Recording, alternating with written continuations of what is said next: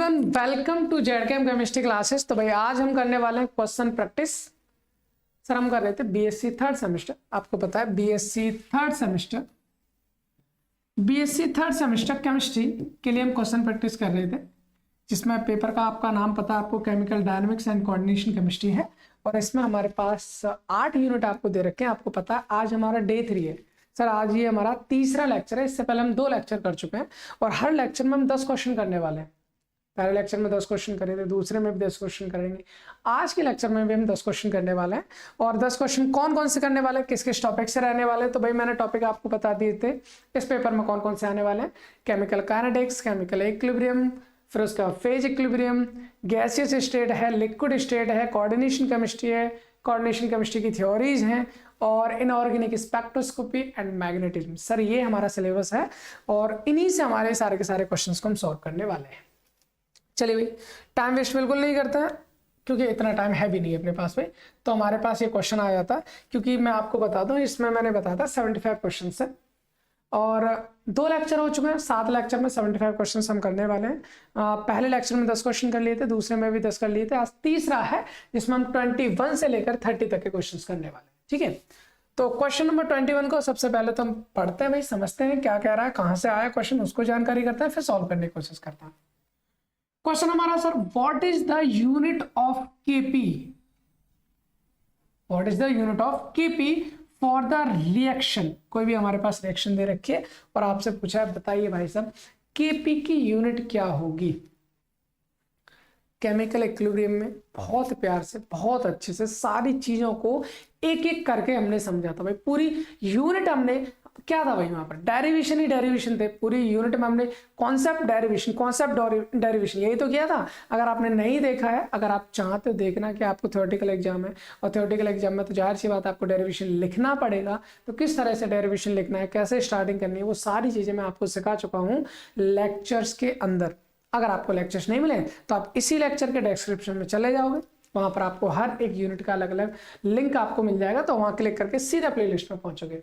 वरना चैनल पे जाओ, जेडकेएम केमिस्ट्री क्लासेस, प्लेलिस्ट में जाओगे, जो भी टॉपिक आपको पढ़ना है उस प्लेलिस्ट को खोल लीजिए और लेक्चर बाय लेक्चर सारे शेड्यूल से मैंने डाल रखे हैं, कोई इधर उधर भी नहीं मिलेगा। ठीक है, तो भाई आपसे पूछा है ये क्या है हमारे पास, equilibrium constant at constant pressure, या फिर हम बोल सकते हैं इन टर्म्स ऑफ प्रेशर, है ना।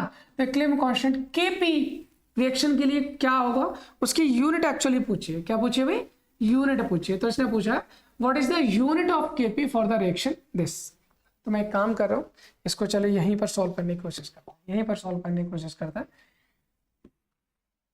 रिएक्शन दे रखी है आपको CH2 एक गैस फॉर्म में दे रखा है, ठीक है। H2 4H2 गैस फॉर्म में दे रखा है, CH4 और 2H2S गैस फॉर्म में दे रखा है। आपको पता होगा अगर हमारे पास में कोई रिएक्शन होती है, हमारे पास क्या होता है भाई, रिएक्टेंट होता है, हमने पढ़ा है रिएक्टेंट होता है, और रिएक्टेंट से क्या बनता है, प्रोडक्ट बनता है, यही तो बनता है बिल्कुल। तो हम क्या कर सकते हैं, अगर हमें रेट कांस्टेंट निकालना है तो हम क्या करते हैं, concentration of product divide by concentration of reactant. आपको पता था रेट लॉ के अकॉर्डिंग हमने ये सारी चीजें पढ़ी थी भाई, काइनेटिक थ्योरी ऑफ केसेस में भी पढ़ा था आपने, केमिकल इक्विलिब्रियम में भी पढ़ा है ना। अगर हम इनके प्रेशर की बात करें यानी KP in terms of pressure, तो आपका प्रोडक्ट कौन है भाई, प्रोडक्ट जो हमारे पास रिवर्सिबल साइन है, ये जो रिवर्सिबल साइन है इसके इधर वाले क्या होते हैं भाई, ये सब होते हैं प्रोडक्ट। आपको पता है रिएक्शन के बाद वाले क्या होते हैं, प्रोडक्ट, और पहले वाले क्या होते हैं हमारे पास, रिएक्टेंट होते हैं। ये तो आपको बहुत अच्छे से जानते हो, ये सारी चीजें हमने बहुत प्यार से समझ रखी है। प्रोडक्ट कौन कौन है सर, CH4 है। तो आपको केपी वाले टर्म में केवल उन्हीं रिएक्टेंट या प्रोडक्ट को लेना है जो गैस फॉर्म में होंगे, और भाई आपको इस रिएक्शन में सभी गैस फॉर्म में दे रखे हैं, तो आपको यहाँ पर लेना है प्रेशर ऑफ CH4 क्योंकि CH4 गैस में, ठीक है, इनटू प्रेशर ऑफ H2S,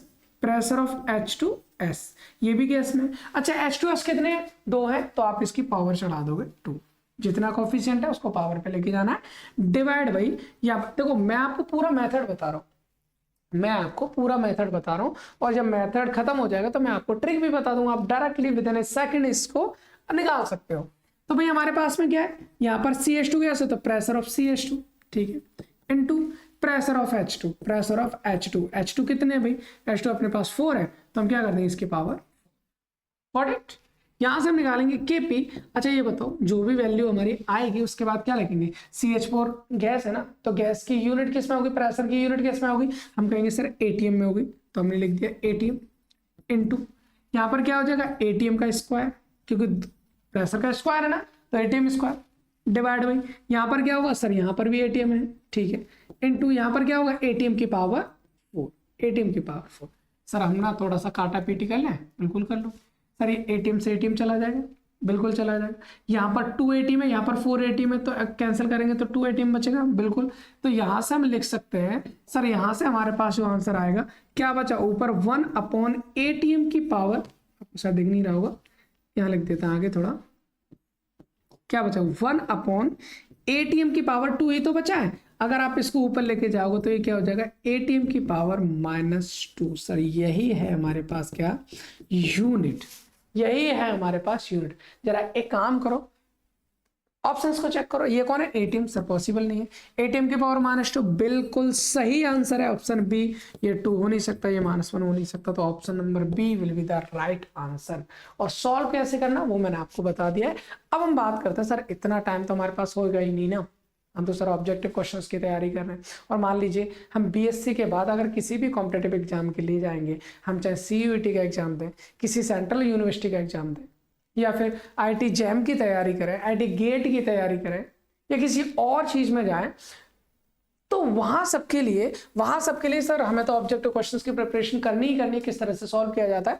तो मैं वहां पर इसके लिए आपको ट्रिक बता रहा हूं, तो वो आपको ट्रिक क्या करनी है भाई, वो ट्रिक के लिए आपको ये करना है, देखिए इधर ट्रिक के लिए आपको एक काम करना है, आपको निकालना है ये पावर, क्योंकि आपको प्रेशर भाई KP है, तो प्रेशर कौन है ATM है, सभी ATM दे रखा है, पावर ही तो निकालना है, वो होता है डेल्टा एन जी, जिसको हम निकालते हैं सिग्मा ऑफ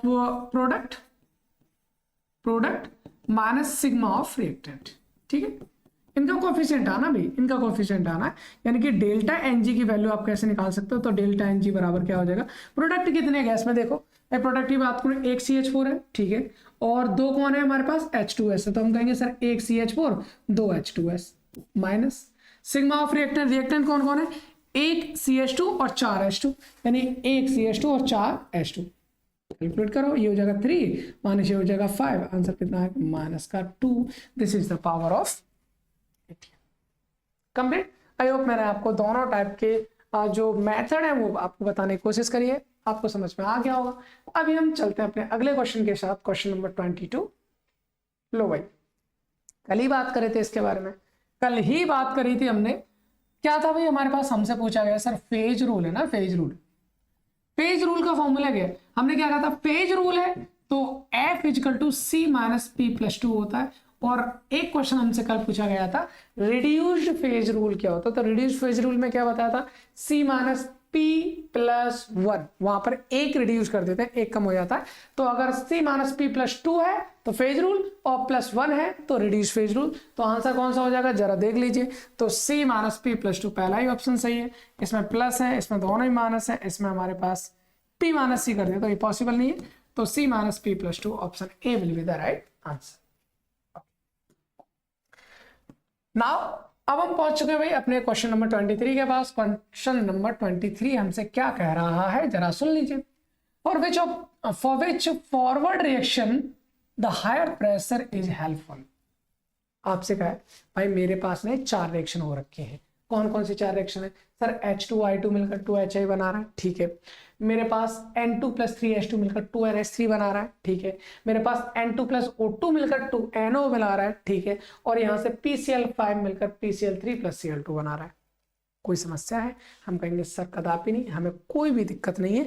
अब समस्या ये है, मैं चाहता हूं कि रिएक्शन आगे की साइड जाए, ठीक है, और रिएक्शन आगे की साइड जाए, लेकिन कब, जब हाई प्रेशर हो, मतलब प्रेशर को बढ़ाऊं तो रिएक्शन किस दर जानी चाहिए, आगे की साइड जानी चाहिए, क्योंकि ये रिएक्शन दोनों तरफ चल सकती है भाई, इनसे ये बन सकता है तो इनसे ये भी बन सकता है। तो अगर मैं प्रेशर बढ़ाऊंगा या कम करूंगा तो हो सकता है कि रिएक्शन आगे को जाए, हो सकता है रिएक्शन पीछे को आए, भाई ये तो पॉसिबिलिटी होती है। तो हम यहाँ पर कहेंगे सर अगर मैं प्रेशर को बढ़ाता हूं तो इनमें से 3 रिएक्शन ऐसी है जो प्रेशर बढ़ाने पर पीछे की साइड आ सकती है या कहीं नहीं जा सकती है, या फिर एक रिएक्शन उनमें से ऐसी है कि अगर मैं प्रेशर बढ़ाऊंगा तो वो आगे जाएगी, आपको एलिमिनेट करना कौन सी है। सर इस तरह का क्वेश्चन करने के लिए हमने एक बहुत ही प्यारा सा प्रिंसिपल पढ़ा था, एक बहुत ही प्यारा सा रूल पढ़ा था, नाम था ली चैटलियर प्रिंसिपल। अगर आपको याद हो तो बहुत प्यारे प्यारे एग्जांपल्स वहां पर लिए थे, वही था ना। क्या से सर ठंड लगेगी तो क्या करेंगे, सर गर्म कपड़े पहन लेंगे, ठंड खत्म हो जाएगी, वही वाले, वही की बात कर रहे हैं। मतलब यहाँ पर क्या है ना, यहाँ पर आप जो भी इफेक्ट बाहर से डाले हो वो इफेक्ट उधर साइड जाएगा, रिएक्शन उधर साइड जाएगी जिधर वो इफेक्ट कम हो, जिधर वो इफेक्ट कम हो। यानी कि अगर मैं बोलूं, जैसे मान लीजिए यहाँ पर है, आप रिएक्टेंट ये है भाई और प्रोडक्ट ये है, ठीक है, रिएक्टेंट ये है, प्रोडक्ट ये है, रिएक्टेंट ये है, प्रोडक्ट ये है। आपको मैं डायरेक्टली सॉल्व करना बता रहा हूं भाई। आप एक चीज देखो, रिएक्टेंट H2I2 एक एक है दोनों, दो हो गए सर, 2H है, इधर भी दो हो गए, 3H2 एक N2 कितने हो गए 4, इधर कितने हैं 2, N2O2 दो इधर हो गए सर, दो इधर हो गए, एक इधर है PCl5 और PCl3Cl2 दो इधर है। तो आप देखोगे यहाँ पर तो 2 है, ये पॉसिबल नहीं है, यहाँ पर भी 2 दोनों तरफ सेम नहीं है ना। आप यहाँ पर देखो इधर 4 इधर 1 2। तो अगर आप प्रेशर बढ़ाओगे तो भाई रिएक्शन उस साइड जानी है जिधर नंबर ऑफ गैसेस मॉलिक्यूल कम हो, तभी तो कम होगा ना प्रेशर। तो भाई कहने का मतलब है अगर आप प्रेशर बढ़ाओगे, प्रेशर को आप बढ़ाओगे तो रिएक्शन उधर जाती है जिधर नंबर ऑफ जो मॉलिक्यूल है वो आपके कम हो। तो अगर मैं इसकी बात करूं, जरा इधर देखो भाई, बी और डी में देखो, इधर 4 है, इधर 2 है। अगर मैं प्रेशर बढ़ाऊंगा रिएक्शन किधर जाएगी, जिधर कम मॉलिक्यूल हो, मतलब इधर 2 है ना, तो रिएक्शन किधर जानी चाहिए, इधर जानी चाहिए। यहाँ पर अगर मैं बात करूं, इधर 1 है, इधर 2 है, तो रिएक्शन किधर जानी चाहिए, इधर जानी चाहिए। ये फॉरवर्ड हो गई, ये बैकवर्ड, भाई ये आगे जा रही है तो इसको क्या बोलेंगे सर, इसको बोलते हैं फॉरवर्ड रिएक्शन। बिल्कुल फॉरवर्ड डायरेक्शन में जा रही है। और एक इधर जा रही है हमारे पास बैकवर्ड डायरेक्शन में जा रही है, भाई पीछे की साइड जा रही है। हमसे क्या पूछा गया है, हमसे तो भाई यही तो पूछा गया है भैया। क्या पूछा गया कि ऐसी कौन सी रिएक्शन है जिसमें हाई प्रेशर करने पर रिएक्शन फॉरवर्ड जाएगी, तो ऑप्शन कौन सा हो गया भाई, बी हो गया। बहुत ही प्यारा क्वेश्चन पूछा गया है, बहुत ही सिंपल क्वेश्चन पूछा गया है। और आई होप कि अगर आपने लेक्चर्स कर रखे हैं तो आपको इसमें कोई प्रॉब्लम नहीं आने वाली होगी, आएगी भी नहीं। और आएगी तो मैं क्यों भाई, मैं क्यों हूं भाई, मैं कराने के लिए हूं ना, आपको जो भी आपकी प्रॉब्लम है उसको सॉर्ट आउट करने के लिए हूं यहाँ पर। चलिए भाई अगला क्वेश्चन करते हैं। अगला क्वेश्चन हमसे क्या कह रहा है sir, which is the character relationship, कौन सा करेक्टर रिलेशन है हमको। अरे ये तो दोबारा आ गया मुझे लगता है, पहले भी तो आया था भाई, पहले भी तो आया था। KP = KC RT⁻⁴ ΔNG, ये बताए थे ना, बिल्कुल बताए थे। ये तो मुझे लगता है दोबारा आ गया। KP = KC RT दे रखा है, इधर कोई रिएक्शन भी नहीं दे रखी। KP = KC RT⁻⁻ KP = KC RT⁻⁴ ΔNG, ये हो जाएगा। KP = RT KC की पावर होता नहीं, तो option C will be the right answer. तो पहले भी आ चुका था भाई, तो वापस से आया क्वेश्चन, कोई बात नहीं। चलिए अब हम करते हैं अपना क्वेश्चन नंबर 25। लो भैया आपका जो अभी हम करंट में जिस यूनिट को पढ़ रहे हैं, जिसे बोलते हैं गैसेस स्टेट या फिर काइनेटिक थ्योरी ऑफ गैसेस, वहां से क्वेश्चन आया, थ्योरी से ही क्वेश्चन आया। लो आपसे कहा kinetic energy and pressure of a gas of unit are volume related H. तो भाई आपके पास कौन सा इसमें से जो फॉर्मूला है वो आपका मैच करता है, हमें ये बता दीजिए। तो भाई आपको सबको पता है, हमने फाइनल फॉर्मूला ये निकाला था, PV = 1/3, फिर क्या था हमारे पास MnV/RMS², यही तो था, बिल्कुल यही निकाला था। अगर यहां से हम क्या कर लेते हैं, यूनिट आर वॉल्यूम को हम यूनिट कर देते हैं, या वॉल्यूम की वैल्यू 1 कर दो, तो क्या हो जाएगा P = 1/3। यहाँ से n हम 1 मॉलिक्यूल के लिए ले लेते हैं, तो यहाँ से क्या हो जाएगा NV/R², यही हो जाएगा। अब मैं एक काम करता हूँ, मैं क्या करता हूँ, ऊपर और नीचे 2 से क्या कर देता हूँ, मल्टीप्लाई कर देता हूँ। तो P = ये हो जाएगा 1/3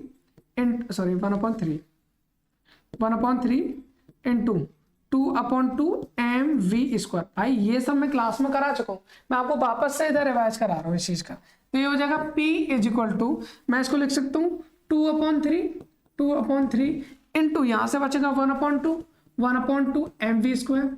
ये लिख सकता हूँ बिल्कुल। तो P इक्वल टू कितना हो जाएगा 2/3 और ये हो जाएगा half mv², that is the kinetic energy. तो बस भाई यही पूछा है आपसे कि काइनेटिक एनर्जी और प्रेशर में रिलेशन क्या होगा जब वॉल्यूम को आप यूनिट कर दो, यानी कि एक कर दो। तो भाई P equal to 2/3 into kinetic energy, P equal to 2/3 into kinetic energy. ये 3/2 पॉसिबल नहीं है, A/2 पॉसिबल नहीं है, ये भी पॉसिबल नहीं, तो option A will be the right answer. उसने काइनेटिक एनर्जी को ई से दिखाया, कोई प्रॉब्लम नहीं, हमको क्या प्रॉब्लम, किसी से भी दिखा, ई दिखा रहा है, ठीक है, हमें समझ में आ रहा है एनर्जी है, खत्म कहानी। तो कौन सा ऑप्शन है, option A will be the right answer. और इसको हम भाई करे थे, इसको हम क्वेश्चन को करे थे जिस लेक्चर में हमने काइनेटिक थ्योरी ऑफ गैसेस पढ़ा था, उसके अगले लेक्चर में ये सारा बॉयल्स लॉ के नाम से ये फॉर्मूला हमने ड्राइव किया था। मुझे बहुत अच्छे से पता है क्योंकि अभी कुछ टाइम पहले ही पढ़ा है आपको, है ना। चलिए अब हम बात करते हैं क्वेश्चन नंबर 26 की। क्वेश्चन नंबर 26 क्या कह रहा है अभी, the following is called permanent gas. कौन सी परमानेंट गैस है भाई, H2 है, N2 है, CO है भाई, H2 है, H2 को मानता है परमानेंट गैस, इसको बोल सकता है। N2 फिर भी नहीं होता, हालांकि होता, ऑलमोस्ट होता N2, CO2 नहीं होता, NH2 तो होते नहीं, NH3 होता है, तो ये भी नहीं होता। H2 क्यों होता सर, इसको परमानेंट गैस क्यों बोलते हैं? अगर आप टेम्परेचर को नॉर्मल रहने दो, टेम्परेचर को नॉर्मल रहने के बाद अगर इसका प्रेशर क्या करते जाओ, कम करते जाओ, कम करते जाओ, कम करते जाओ, तो गैसें क्या होती है ना, लिक्विड में चेंज हो जाती है। एक लिमिट आने के बाद गैसें क्या होती है, एक लिक्विड में चेंज हो जाती हैं। लेकिन भाई साहब H2 लिक्विड में चेंज होने का नाम ही पैदा नहीं लेता, मतलब हम क्या बोले, हम कह रहे हैं कि ये आपका लिक्विड में जाना ही पसंद नहीं करता। अगर आपको ये लिक्विड में पहुंचाना है तो भाई इसका टेम्परेचर ना आपको -240 डिग्री सेल्सियस ले जाना पड़ेगा। 0 डिग्री सेल्सियस में वाटर आइस बन जाता है, पानी बर्फ बन जाता है। तो आप सोचो 0 डिग्री नहीं, उसमें से -240 डिग्री सेल्सियस जब आप इसको टेम्परेचर लेके जाओगे तब जाकर H2 लिक्विड में चेंज होता है। ये H2 का क्रिटिकल टेम्परेचर है, क्रिटिकल फिनोमेनन अभी हम स्टार्ट करने वाले हैं। तो ये क्रिटिकल टेम्परेचर है H2 का, इतने पर जाकर वो लिक्विफाई होगा। भाई इतने पर जाने का मतलब क्या, बिल्कुल क्रायोस्कोपिक हो जाना, बिल्कुल सब कुछ जम जानी है। तो वहां तक तो अगर आप नॉर्मल टेम्परेचर रख के प्रेशर लेके भी जाओगे तो H2 तो आपका लिक्विफाई होना ही नहीं, इसलिए हम इसको परमानेंट गैस भी कह देते हैं। भाई ये परमानेंट गैस है। और आपने देखा था जब हम ग्राफ देख रहे थे ना, आइडियल और रियल गैसेस के लिए कंप्रेसिबिलिटी फैक्टर का जो ग्राफ देख रहे थे, वहां पर H2 का ग्राफ सीधा ऊपर जा रहा था, Z की वैल्यू 1 से ज्यादा जा रही थी, वो नीचे नहीं आ रहा था कोई भी ग्राफ, है ना। तो वहां पर हमने इन चीजों को देखा था। तो आंसर इसका ए आपका सही हो जाना है, ठीक है। अभी हम करते हैं क्वेश्चन नंबर 27। तो जरा देखिए भी क्वेश्चन नंबर 27 आपका क्या कह रहा है। क्वेश्चन नंबर 27 दिख रहा है क्या, थोड़ा सा ब्लर लग रहा है, चलो कोई नहीं, देखिए आपसे पूछा Kp/Kc, आपसे पूछा भाई Kp/Kc की वैल्यू क्या होगी, और रिएक्शन दे रखी है CO + 1/2O2 से आपका बन रहा है CO2। कोई बात नहीं, निकाल लेंगे। हमने फॉर्मूला अभी जाना था ना, क्या जाना था सर, Kp = Kc RT⁻∆Ng, यही है ना। हमको क्या करना है, हमको तो ΔNg निकालना है बस। सर ΔNg कैसे निकालेंगे, अभी हम जाने थे ΔNg निकालना है तो sigma of product minus sigma of reactant, बिल्कुल सही बात है। सर ΔNg निकालना है तो प्रोडक्ट कौन है, CO2 कितने, एक हो गए सर, माइनस रिएक्टेंट कितने है सर, 2 है। कौन कौन है, एक है CO और एक है हमारे पास O2, सॉरी एक नहीं, आधा O2। तो इसको करने 1 माइनस ये कितना हो जाएगा 3/2, ये कितना हो जाएगा 2 - 3/2, कितना हो जाएगा ये हमारे पास हो जाएगा माइनस का 1/2, माइनस का 1/2, ठीक है सर। तो यहाँ से हम करेंगे Kp/Kc = RT⁻⁻² RT⁻⁻²। अगर मैं RT को नीचे लेके जाना चाहूँ, अगर मैं RT को ले जाऊँ नीचे, तो भाई आपको पता है इसकी पावर जो 1/2 माइनस की वो किसकी हो जाएगी, प्लस की। और आपको पता है अगर किसी की पावर 1/2 है तो उसका मतलब रूट होता है, इसलिए इसका आंसर हो जाएगा 1/√RT। Option B will be the right answer. तो Kp अपॉन Kc इस रिएक्शन के लिए, स्पेसिफिक इस रिएक्शन के लिए क्या हो जाएगा उसका आंसर 1/√RT इसका आंसर हो जाना है। क्लियर है भाई, बहुत ही सिंपल है, कोई प्रॉब्लम नहीं, हटा देते हैं। अब हम चलते हैं अपने question number next, that is 28। The value of London force is, तो भाई ये लिक्विड स्टेट से फॉर्मूला दे रखा है आपको। लिक्विड स्टेट अभी हम स्टार्ट करने वाले हैं, कुछ कारण पर सभी स्टार्ट नहीं कर पाए, बट कोई नहीं, इसके जो क्वेश्चन है ना वो बहुत ज़्यादा भी नहीं पूछे जाते, तो आपको मैं डायरेक्टली बता देता हूँ। लंडन फोर्स जो होता है हमारे पास, जहाँ डायपोल डायपोल इंटरेक्शन की हम बात करते हैं ना, डायपोल इंड्यूस डायपोल इंटरेक्शन होता है ना, फिर उसके बाद पहला होता है डायपोल डायपोल इंटरेक्शन, दूसरा होता है डायपोल इंड्यूस डायपोल इंटरेक्शन, तीसरा होता है हमारा instantaneous dipole induce dipole interaction. तो जो तीसरा वाला है वहां पर जो डायपोल बनते हैं दोनों, उनके बीच में जो अट्रैक्शन फोर्स लगता है उसको हम लंडन फोर्स कहते हैं, और वो फोर्स हमारा जो होता है वो डी अपॉन आर की पावर 6 पर डिपेंड करता है। तो डायरेक्टली प्रोपोर्शनल होता है, हम बोल सकते हैं कि जो हमारे पास लंडन फोर्स है directly proportional to D upon R की पावर 6। इसको हम डिटेल पढ़ेंगे, उधर इसका डेरिवेशन वगैरह होता है। तो आप ये मान के चलिए जो डिस्टेंस होती है उसकी पावर 6 पर 6 के रेसिप्रोकल होता है। बस इतना ही जानना, इसके अलावा कुछ नहीं जानना। तो option C will be the right answer. अब हम चलते हैं क्वेश्चन नंबर 29। क्वेश्चन नंबर 29 क्या कह रहा है सर, लिक्विड क्रिस्टल उसी से दे रखा है। लिक्विड क्रिस्टल से, चलो मैं इसके बारे में थोड़ी सी चीजें आपको बताने की कोशिश करूँ। लिक्विड स्टेट में पढ़ेंगे वैसे इसको। लिक्विड अलग चीज होती है ना, और सॉलिड अलग चीज होती है। सॉलिड और लिक्विड के बीच की एक स्टेट होती है लिक्विड क्रिस्टल, या फिर हम बोल सकते हैं लिक्विड और क्रिस्टलाइन सॉलिड के बीच की एक कंडीशन, एक स्टेट होती है जिसे हम बोलते हैं लिक्विड क्रिस्टल। मतलब इसमें दोनों टाइप के जो प्रॉपर्टीज हैं वो पाई जाती हैं, दोनों टाइप के गुण इसमें पाए जाते हैं, लिक्विड के भी और सॉलिड के भी। लिक्विड के क्या गुण होता है भाई, लिक्विड की प्रॉपर्टीज कौन सी होती है, जैसे लिक्विड फ्लो करता है ना, ये भी फ्लो करता है। लेकिन जैसे क्रिस्टलाइन सॉलिड होता है, उनकी एक प्रॉपर्टी होती है एनाइसोट्रोपिक प्रॉपर्टी। एनाइसोट्रोपिक प्रॉपर्टी तो सर ये भी दिखाते हैं, और लिक्विड से इसका कोई लेना देना नहीं होता, इसलिए क्रिस्टल की तरह भी प्रॉपर्टी शो करते हैं, लिक्विड की तरह भी प्रॉपर्टी शो करते हैं, इसलिए हम इसको बोलते हैं लिक्विड क्रिस्टल। तो यहाँ पर बोलते हैं, वही क्वेश्चन पूछा हमसे कि liquid crystal isotropic, no they are anisotropic.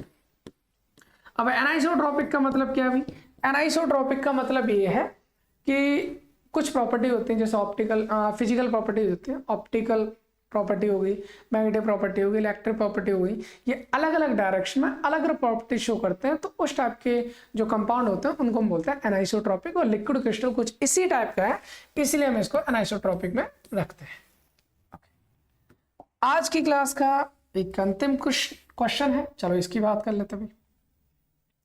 आज की क्लास का अंतिम क्वेश्चन है, इसको सॉल्व करते हैं। Silica gel is an example of, कौन सा जेल है ये, सिलिका जेल है ना, सिलिका जेल कौन सा जेल का एग्जांपल है वो हमें जानना है। क्या ये इलास्टिक जेल है, रिवर्सिबल जेल है, नॉन इलास्टिक है, या नॉन ऑफ दिस। तो भाई अच्छा मैं एक चीज़ और बोल दूं आपको, भाई आप लेक्चर को जितना हो सके उतना शेयर कर दिया करो। मेरी उम्मीद बस यही रहती है कि आप शायद आप शेयर कर रहे हो। अगर कर रहे हो तो बहुत बहुत धन्यवाद आपका, नहीं कर रहे हो तो भाई करना चाहिए आपको, मुझे तो ऐसा लगता है।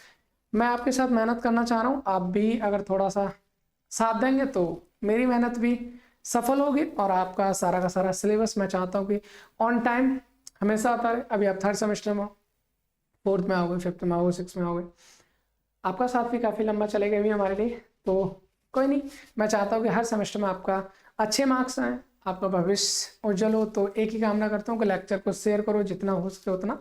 आपके जो भी classmate, batchmate, tuition mate, friends, even not even for BSc, अगर आप बीएससी के बाद अगर कोई एमएससी वाला बच्चा वो पढ़ना चाह रहा है, क्लासेस की बात कर रहा हूँ एक्चुअली, आप क्वेश्चन प्रैक्टिस कर रहे हो अभी आप, और ये क्वेश्चन प्रैक्टिस आपको हेल्प करेगी। आप ग्रेजुएशन के बाद अगर आप मान लीजिए किसी कॉम्पिटेटिव एग्जाम्स में बैठ रहे हो तो वहाँ पर ऑब्जेक्टिव क्वेश्चन आते हैं, तो ऑब्जेक्टिव क्वेश्चन को किस तरह से पुटअप किया जाता है, कैसे सॉल्व किया जाता है, तो वो सारी चीज़ प्रैक्टिस में ये बहुत हेल्प करने वाला है आपके लिए, है ना।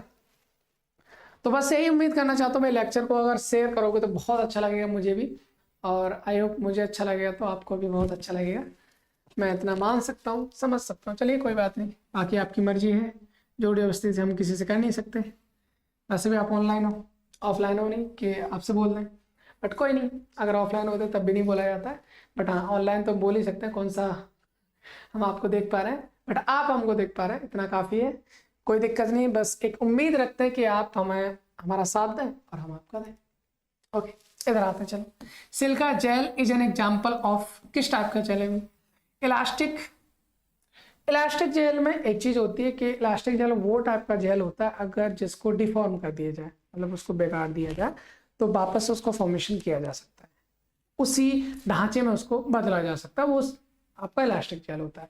लेकिन अगर हम बात करें सिलिका जेल की, तो भाई ये हमारे पास नॉन इलास्टिक होता है। सिलिका जेल रिजिड होता है, एक हार्ड जेल होता है। अगर मान लीजिए आपका सिलिका जेल से आपने कोई चीज़ बना रखी है ना, आपने उसको गर्म कर दिया, उसको पिघला दिया या कुछ भी कर दिया, अब वो डिफॉर्म हो गया, आप उसको वापस उसमें कन्वर्ट नहीं कर सकते, वो रिजिड हो जाता है, इतना हार्ड हो जाता है वो, तो उसको बोलते हैं नॉन इलास्टिक जेल। तो जो सिलिका जेल है वो हमारे पास नॉन इलास्टिक जेल होता है। बस इतना ही जानना था आज के लेक्चर में। 10 क्वेश्चन आज के हमारे हो चुके हैं, बाकी क्वेश्चंस को करते हैं हम अगले लेक्चर में। तब तक के लिए बस एक उम्मीद, वही उम्मीद है पहले वाली, लेक्चर को शेयर करो। मिलते हैं आपको अगले लेक्चर में एक नई एनर्जी, एक नई कॉन्सेप्ट और नए क्वेश्चंस के साथ। फिलहाल थैंक्स फॉर वॉचिंग।